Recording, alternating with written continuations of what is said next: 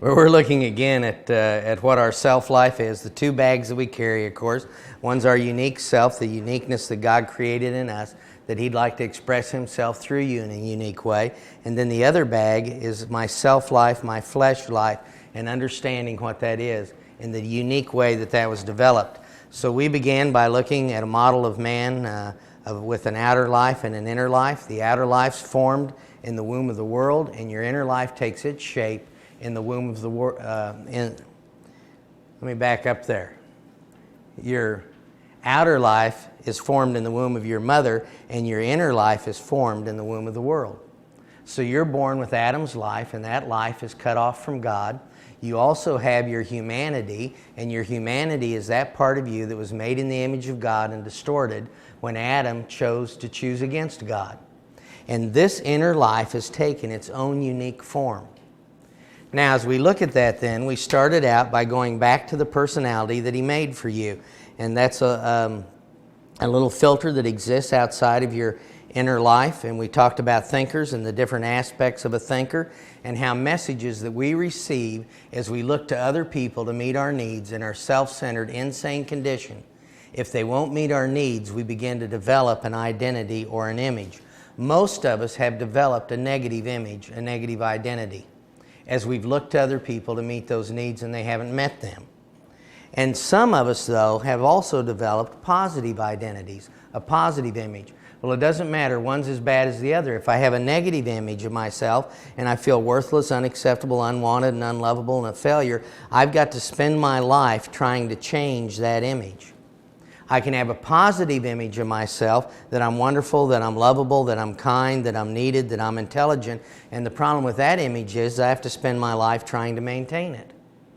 And I actually believe that trying to maintain a positive image is a lot harder than just letting the negative image go and try to change it. Now, we try to change what we are in the power of our flesh. But this has actually become my flesh, so how am I going to change my flesh in the power of the flesh? And one of the first places that we'll go to change our flesh is the tree of the knowledge of good and evil. And Dave brought up a good point today, which is that the spirit wars against the flesh. And what we often do is we define the spirit as the good side of the tree of the knowledge of good and evil, and then we decide to define the flesh as the evil side of the tree. And we have them warring against each other inside of us. But really, the spirit is something totally different, and the flesh eats from either side of this tree. And the flesh can do evil to try to change or maintain itself, or the flesh can do good to try to maintain or change itself. And when that's not clear for us, what happens is we go from doing negative to doing the positive.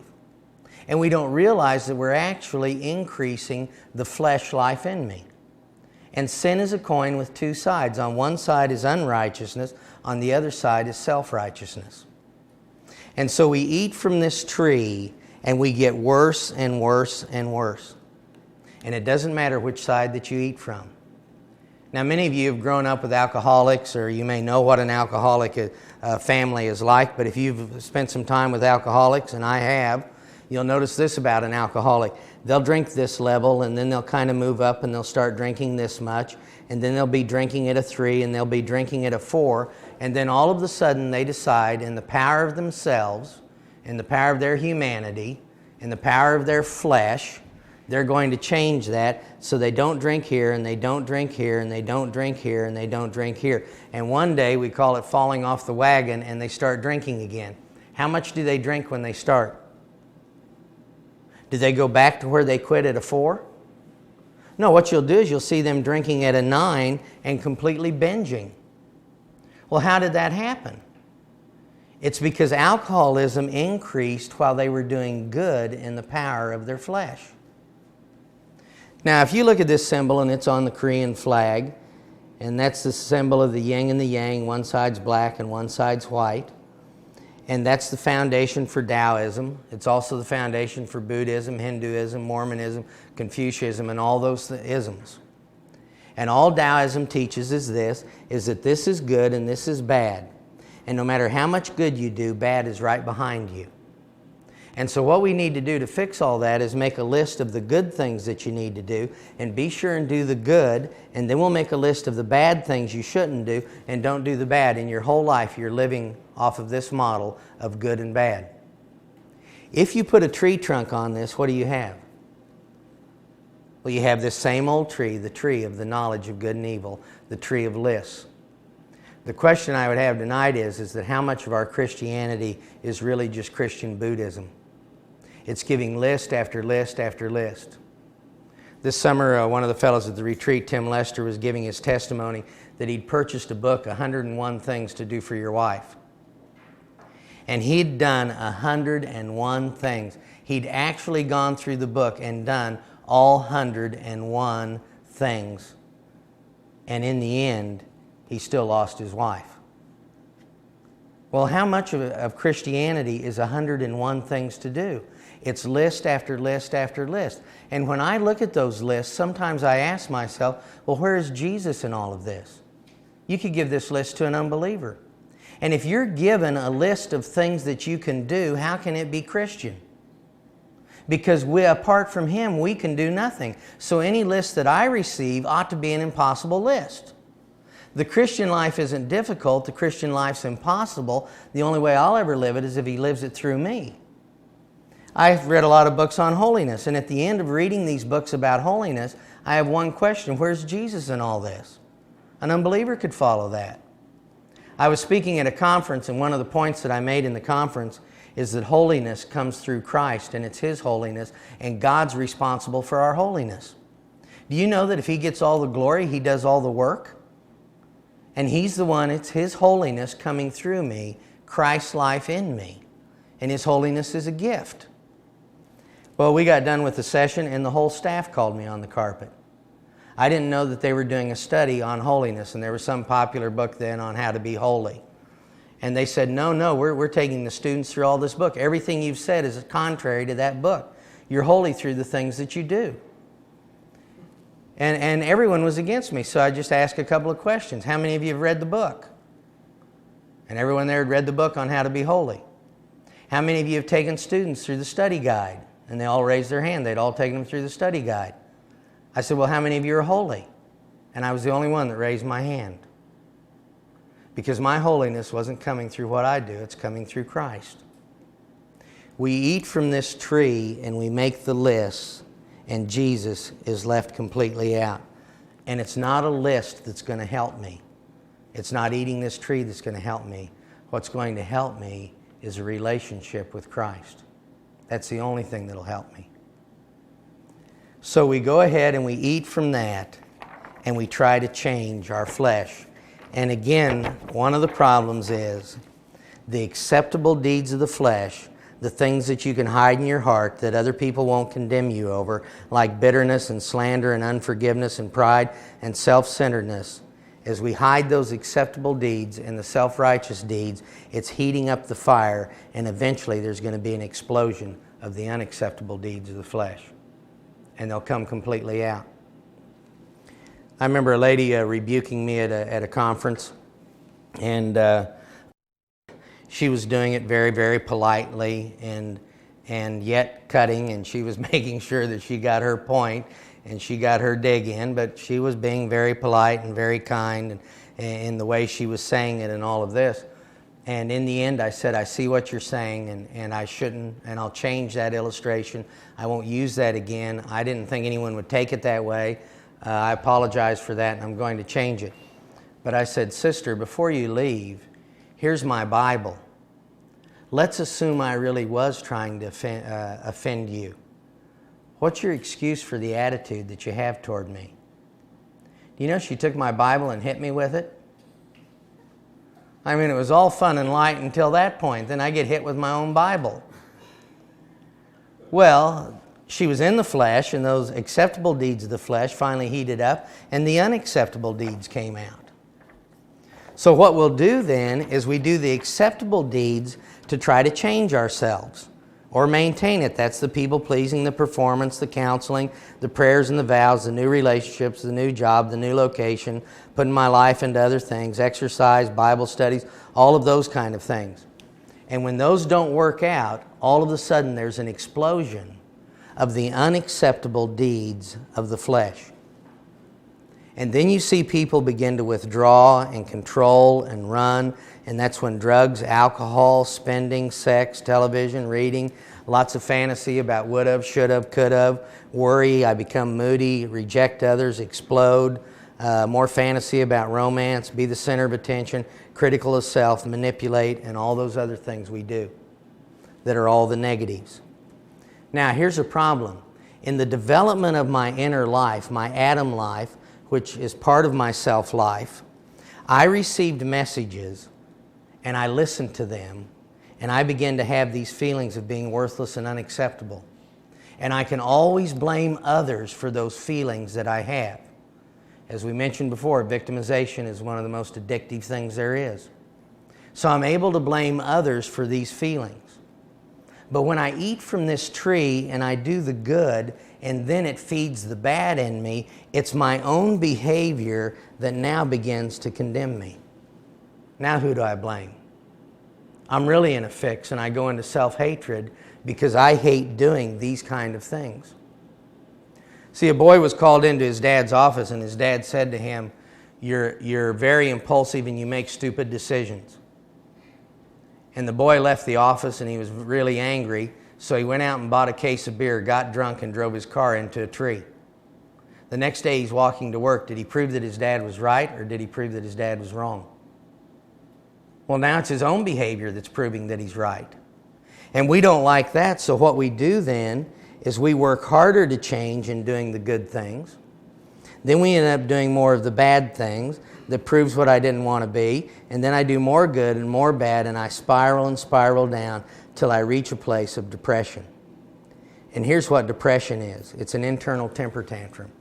It's the little man laying on the floor of my heart, angry because I can't perform enough and I can't fix this situation. I can't change my image, and I'm having such a miserable time playing God.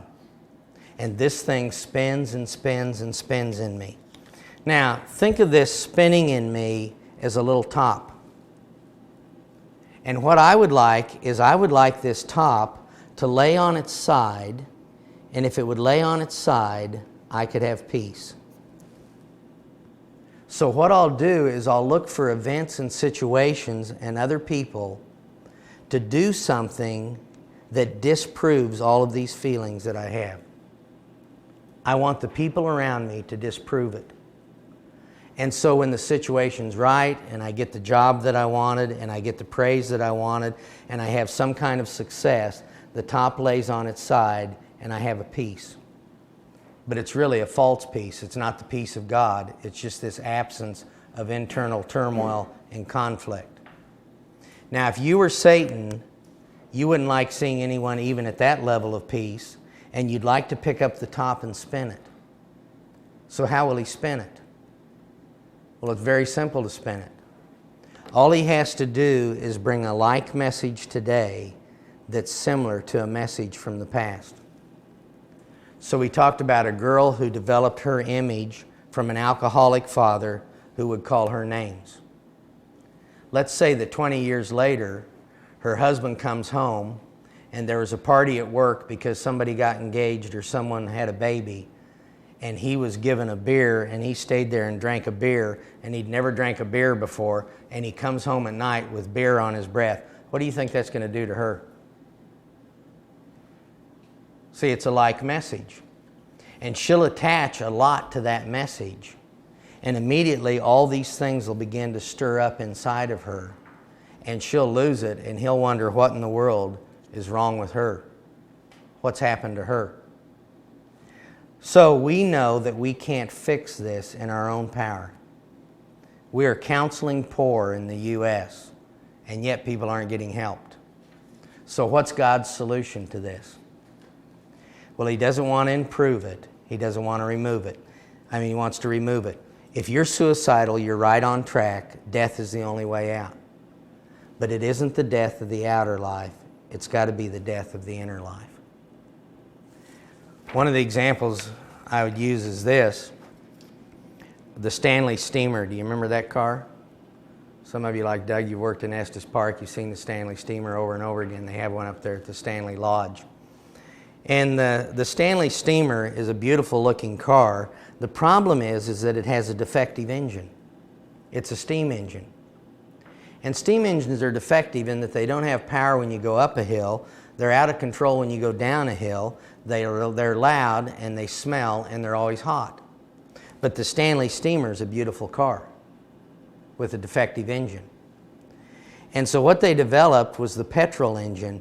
And it's very hard to find an original Stanley steamer, because what people did is when they saw the petrol engine, they would exchange it with the steam engine. And they put a new engine in the same old car. God created man with an outer life and an inner life. And Adam's inner life was defective and was overcome by sin and by Satan and by the world. He didn't have a life that won. He had a life that would lose. And so God decides that what He'll do is that He won't destroy the outer man, but instead what He'll do is make a new engine and a new man, and that new man was named Jesus. And this life is the life that wins. It overcomes sin, it overcomes Satan, and it overcomes the world, and it conquers everything else that we talked about at the beginning of our seminar. When you see the petrol engine, the smart thing to do would be to exchange it. When you see this engine, what should you do? So the solution is simply this. Why don't you get a life? I mean it, really, get a life.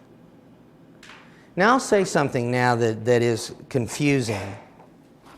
But if you'll stick with me, you'll see that it's really not confusing, because we stand and fall in our definitions. Heaven is going to be full of unsaved people. Heaven will be full of unsaved people. Now, what do you mean, Mike?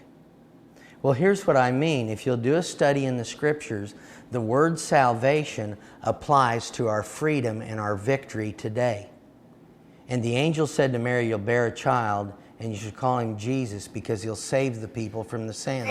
He does forgive us from our sins, but He also delivers us from our sin. Do you know, I don't know if you're like me, but I reached a point in my life where really forgiveness wasn't enough anymore. I just wanted to stop sinning. I wanted to be free, and I wasn't free. I felt that I was still a slave. And then Paul says that the cross is foolishness, but to those of us who are being saved, it's the power of God. Well, I thought he was saved. I thought he was going to heaven. What gets you into heaven is being born again and getting a new life. And if you've believed in Jesus, then you've been born again and you've got a new life and you're going into heaven. Born again equals getting into heaven. But salvation is a term that applies to my daily living and victory. Israel's standing on the city wall and the enemy's coming, and they say, "Where's the God of our salvation?" They're not saying, "Is He taking us to heaven today? Is He going to come and deliver me today?" And I want more than just forgiveness. I want deliverance. And so what I'm saying is that word saved means freedom today. And there's many people that are born again and they're going to heaven and they've never been delivered or saved from a single thing. The reason that Christ becomes my life is to deliver me from my daily hell. Now, I'm often working with unbelievers, and I'll get to this point and talk to them, and I'll say to them, "I told you when you came into the office, I would tell you how you act and why you act that way. Have I told you how you act and why you act that way?" And they'll say yes. And I've even had secular psychologists, they'll try to buy the material. They want to use this material because they see how well it works up to this point. The problem is it isn't working. This understanding is going to do absolutely nothing for you unless you get a life. It really doesn't work. It describes the actions of the flesh, the action of the Adam life, why I'm feeling the way I am, but it hasn't fixed anything. You think knowledge will set you free? Go ahead and go with the diagram. And so what I'll say to the unbeliever at that point is listen, I'm not a Bible thumper, but I've got an answer for this, but it has to do with Jesus. And if you want to hear about Jesus, you got to make another appointment and come back. I've never had one person not come back. Because what they're seeing is that maybe there's a solution to my daily hell. I don't believe this message anymore is going to work of just fear and telling people one day you're going to hell, because a lot of people today are living in hell. But this message that He came to get me out of my daily hell and to give me life that's abundant is going to work. And so what we're saying is, just get a life. That's the solution. Are you tired of it? You can't patch it up. You can't fix it. You've poked at it long enough. So here's what it means then to get a life. My outer life and my inner life together make up what I am. That's what you are. If your outer life died right now, you'd ruin our meeting. If your inner life died right now, you'd ruin our meeting, because either way, you're going to fall over dead. So if I take the inner life out of you and I give you a new inner life, then what do you become? A brand new creation. And this inner life that I get is exactly the life of Christ. Well, what's the implications of that? That means then that what I did, I never did. That what happened to me never happened to me. That what I was, I can no longer be that any longer. That I've become something completely new. And I can prove it to you. And the way I can prove that you're a new creation is not through your victories, but through your struggles. So I often give all the men in the room a challenge and say, here's what we'll do to prove this, that you're a new creation. It's a very simple thing to do. It's not that hard to do. And all I want you to do is for 1 week wear women's clothes. Wear the undergarments, wear a dress, and for 1 week wear the women's clothes. I want you to go to work with women's clothes on. I want you to go visit your relatives that haven't seen you for a while and have on women's clothes. How comfortable would you be with those clothes on? Now, I mean, granted, we're in America and you always got the odd guy out going, when do we start? But generally, how comfortable are you going to be with women's clothes? Well, you're not going to be comfortable. And yet your sister and your mother and your daughter and your aunt and grandma all wear those clothes and they're comfortable. Why aren't you comfortable? What is the struggle revealing to you? That I'm not a woman, I'm a man. Go out and sin and tell me how comfortable you are now. Are you really comfortable with that? Are you actually comfortable feeling worthless, unacceptable, unlovable, a failure, and guilty? Are you comfortable with that? Are you comfortable working all the time to change what you are? Are you comfortable falling into the idolatry that you have? What is all of that telling you? Do you know, it's an amazing thing. I prayed for years for deliverance of certain things in my life, and then one day He spoke to me and said, I've already delivered you. Why don't you receive it? Don't you see that you've been delivered? You wouldn't be this miserable if you weren't delivered. You've been delivered from all of those things. And we have a revelation and wake up in the morning and we see the clothes that we used to wear, and we look at our bitterness and we look at our anger and we look at our depression and we see all that laying over there and we say, do you know what, I could put that on today, but it doesn't suit me anymore. It just doesn't fit. It's not worth it anymore. It's too much of a hassle for me. I shared with some of you this story on New Year's Eve several years ago. I was out witnessing, and I was going to all the gay bars that I could find in the downtown area of Denver and preaching on New Year's Eve. And that was quite an experience, because I'd get into the bar and then start preaching, and the next thing I knew, the guys were throwing me out the back of the bar. And I was in one place, they just absolutely wouldn't let me in. And they had to have a guard there. They had a policeman, and the policeman paid the $3 cover charge for me and said, let him in or I'll shut you down. And so the policeman ushered me into the place. I didn't last long there either. I got the boot out the back door there. But I was walking around and talking and sharing, and I kept walking by this one bar where this girl would come out, this blonde, and she'd put her arms around me and ask me to come into her bar. But I was really more interested in working in the gay bars, so I'd just move on. And I'd come back by there again, and she'd come and put her arm around me and ask me to come in, and I wouldn't come in. And about the third time when she invited me in, I went on in the bar. And so I go in the bar, and it's all women. And they're standing around the bar, and some of them are playing pool, and the music is loud and all this. So I get out my Bible and I start preaching at the head of the pool table. And then this girl comes over to me and said, I didn't know you were going to preach. And I said, well, yeah, that's what I've been doing. She said, well, I want you to leave. I said, I'm not leaving. You invited me and I'm staying. And she said, you don't get it, do you? And I said, get what? And she said, well, we're not girls. We're all guys dressed like girls. So I was in a female impersonator. My male ego took a bit of a dip. And I wasn't so happy about her hugging me, her, whatever it was, hugging me every time I went by there. But anyway, I stood there and I said, well, that's all right. It doesn't bother me any. And I just kept preaching, and I looked over in the corner, and here's a big black fellow. And he's probably 6'4", 240 pounds, wearing a dress. And he's sitting in the corner like this, and I can tell that he's listening to me. And his arms are so big that he's got these V's cut in the sleeves of his dress. And I said to Betty, do you know that's the only woman I've ever been afraid of? And the guy was huge. And so I went over to him, and I stopped and went over because I noticed he was listening. And I said, do you know what the rest of these guys look like girls? I said, you look shocking. Your wig isn't working. Your makeup isn't working. I said, the dress is terrible. And I started taking him off like that, just teasing him. He said, well, I spent a lot of time getting ready tonight. And I said, mate, you didn't spend nearly enough time. You need another trip to the powder room. I said, you look shocking. You just look like a bottle of Aunt Jemima syrup. That's what you remind me of, just sitting there. And so he starts laughing, and I'm having a go at him. And we're really kind of hitting it off and everything. And he gets out his wallet and he says, here's a picture of my wife and kids. She thinks I'm out with the guys tonight. I said, well, you're out with the guys, but I don't know if she's got a clue what the guys look like. And I sat next to him and kept sharing, and his friends were coming by making fun of him that he was even listening to me. But I saw the conviction of God at the perfect time, at the perfect place. And I said, do you want to get a life? And he said, yeah. And we got down on our knees together with people mocking us, and he prayed and asked Christ into his life.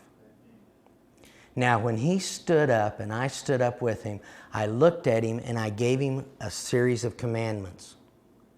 Lose the wig. Get rid of the dress. Throw away the makeup. And put on men's clothes. Did I give him those commandments to change what he was or to reveal what he was? It was to reveal. And in all of Paul's writings, what he does first is tell you who you are, because now you've got Christ in you and you're a brand new creation, and what's true about him is true about you, before he ever tells you what to do. But we reverse those two, and we're always going to the last half of what Paul says and telling people what to do before they ever know what they are. And they feel that it's a very, very unnatural thing to do. But it isn't an unnatural thing to do. We put off so we can put on, because we've been made something completely new in Christ Jesus. Accepting Christ isn't getting something. Accepting Christ is becoming something that I never was before. And isn't it wonderful that what I did, I never did? Do you know a fellow brought his wife into my office and he was holding her, and he laid her down and she laid on the floor in the fetal position. And the reason she was in that shape is that 15 years ago she'd had an affair. And then they'd both come to the Lord after that. And during the last 15 years, he had harassed her and condemned her and condemned her and condemned her over that. Until finally she was under that much guilt and that much suffering. And I looked at him and said, brother, you're more wicked than your wife ever dreamed of being. And I explained to her that the day you accepted Christ, you became a brand new creation. That in fact, there was no part of your body right now, because creation itself is teaching that we've become something new. I said, there's no part of your body that any other man's even ever touched. It doesn't exist, because we're being renewed all the time. And you're a brand new creation, and you never did that. And one of the reasons you feel so bad is you're imposing on a new life something the new life never did. And it's making you feel quite sick. Do you know, if you think about the things you did before you were a Christian, all of a sudden you get a pit in your stomach. Why is that pit in your stomach? Because as a new creation, you wouldn't do that. It doesn't fit you. And we ought to just say, thank you, Lord, that I'm something new and that that's not anything that I would do. Accepting Christ is becoming something I never was before. And we want to look at how that works out in daily life. So we'll take another little break and come back. All right?